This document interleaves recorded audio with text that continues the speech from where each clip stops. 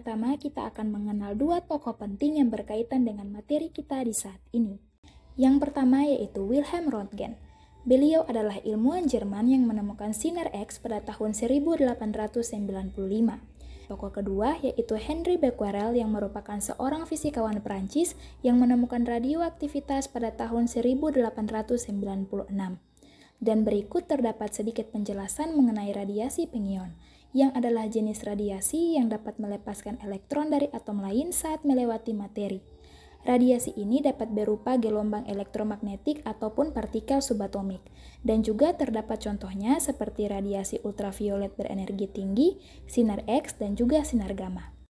Risiko yang terkait dengan paparan radiasi dapat dibatasi tetapi tidak dapat dihilangkan sepenuhnya, karena zat radiasi yang menghasilkan radiasi pengion terjadi secara alami dan merupakan fitur permanen lingkungan. Yang kedua, sumber radiasi buatan manusia sekarang tersebar luas. Yang ketiga, sumber radiasi pengion sangat penting dalam kehidupan modern, dalam perawatan kesehatan, industri, maupun pertanian. Selanjutnya, peran sumber radiasi pengion. Dalam bidang pertanian, iradiasi digunakan untuk mengawetkan bahan makanan dan mengurasi pemborosan. Teknik sterilisasi berbasis iradiasi digunakan untuk memberantas serangga dan hama pembawa penyakit. Dalam bidang pelayanan kesehatan, peralatan medis sekali pakai yang disterilkan dengan radiasi sangat penting dalam memerangi penyakit.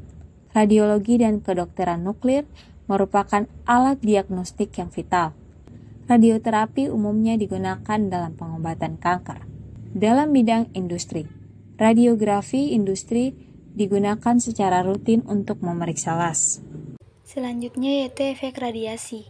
Paparan radiasi dapat menyebabkan dampak buruk bagi kesehatan yang terbagi dalam dua kategori, yaitu efek deterministik dan efek stokastik.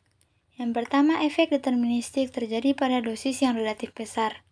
Efek deterministik disebut deterministik karena kejadiannya pasti terjadi jika dosisnya melebihi tingkat ambang batas. Contoh deterministik adalah eritema atau kemerahan pada kulit, rambut rontok, gangguan kesuburan, dan anemia. Selanjutnya, efek stokastik.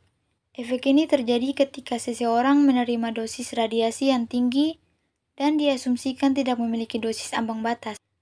Efek stokastik dapat terjadi jika sel yang terkena radiasi dimodifikasi daripada dibunuh, karena sel yang dimodifikasi dapat berkembang menjadi kanker setelah penundaan yang lama. Efek stokastik dapat berupa kanker dan efek turunan yang melibatkan perkembangan kanker pada individu yang terpapar.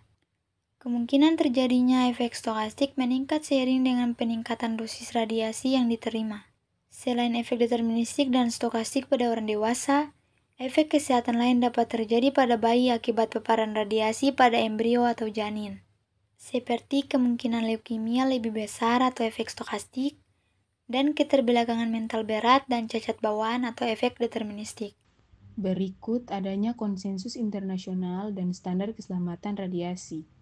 Komite Ilmiah Perserikatan Bangsa-Bangsa tentang Dampak Radiasi Atom atau UNSCEAR adalah organisasi yang menilai dampak radiasi pengion terhadap kesehatan manusia dan lingkungan. UNSCEAR dibentuk pada tahun 1955 berdasarkan resolusi Majelis Umum Perserikatan Bangsa-Bangsa. Versi terkini dari standar keselamatan dikeluarkan pada tahun 1996 dan diberi judul Standar Keselamatan Internasional untuk Perlindungan Terhadap Radiasi Pengion dan untuk Keselamatan Sumber Radiasi. Singkatnya Standar Keselamatan Dasar. Yang berikut jenis paparan radiasi. Paparan radiasi yang dicakup oleh BSS meliputi: yang pertama, paparan di tempat kerja. Semua paparan yang dialami pekerjaan selama melakukan pekerjaannya. Yang berikut paparan medis. Paparan yang terjadi oleh pasien sebagai bagian dari diagnosis atau perawatan medis mereka. Kemudian paparan publik. Paparan yang dialami oleh masyarakat umum dari sumber radiasi. Besaran-besaran dan satuan dalam proteksi radiasi. Besaran fisika utama yang digunakan dalam standar keselamatan adalah aktivitas dan dosis yang diserap. Satuan internasional untuk aktivitas radiasi adalah becquerel. 1 becquerel sama dengan 1 peluruhan per detik.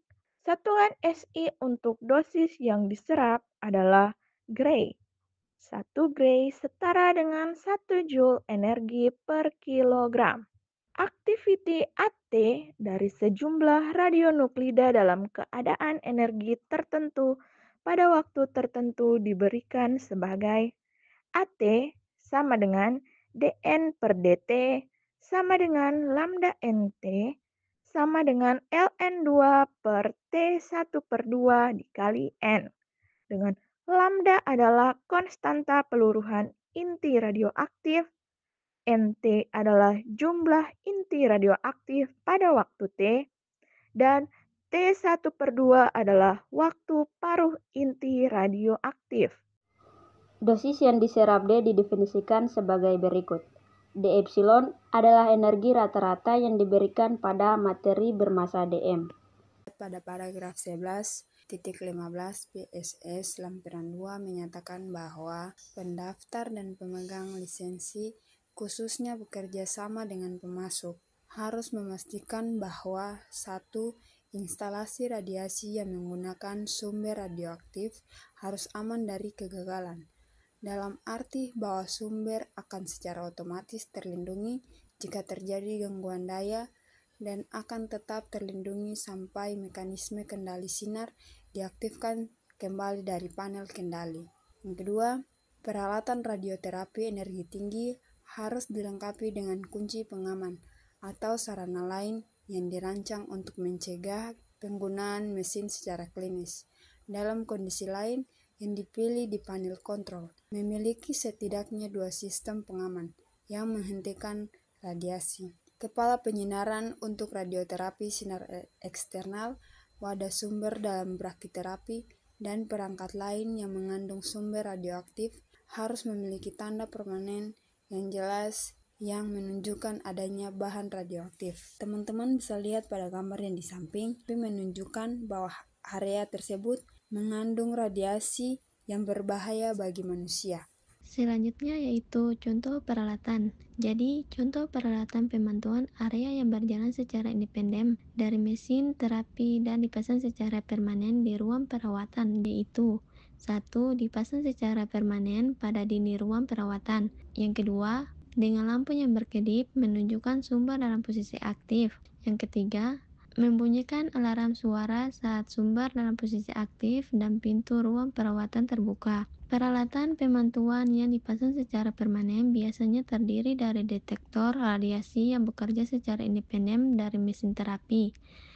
Detektor ini merespon keberadaan radiasi di ruang perawatan dengan sinyal peringatan yang dapat didengar, tetapi sinyal tersebut biasanya diredam saat pintu ruang perawatan ditutup.